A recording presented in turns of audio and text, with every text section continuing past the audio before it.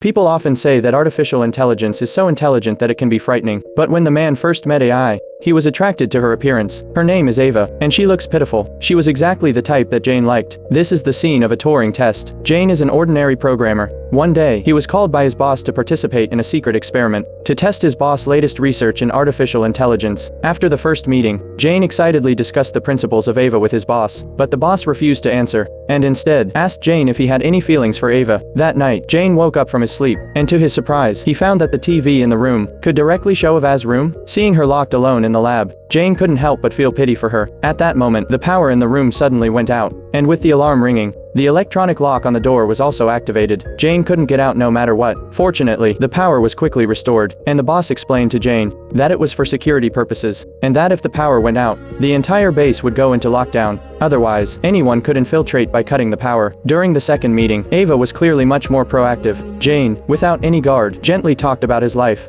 and even mentioned that he was still single. When Jane talked about his childhood, and how his parents died in a car accident, Ava showed great empathy. As the conversation deepened, their positions unconsciously changed, with Ava asking questions and Jane answering. Suddenly, Ava asked, "Is Nathan your friend?" Jane was caught off guard by the question, because the room had surveillance cameras, and the boss was watching them through the surveillance. But before he could answer, the power went out again, the door was locked, and the surveillance was temporarily disabled. At that moment, Ava slowly stood up, and her expression became sinister and terrifying. Then she advised Jane not to trust the boss. The next second, when the power was restored, Ava switched back to her innocent face. Jane was momentarily stunned. Could this be part of the experiment?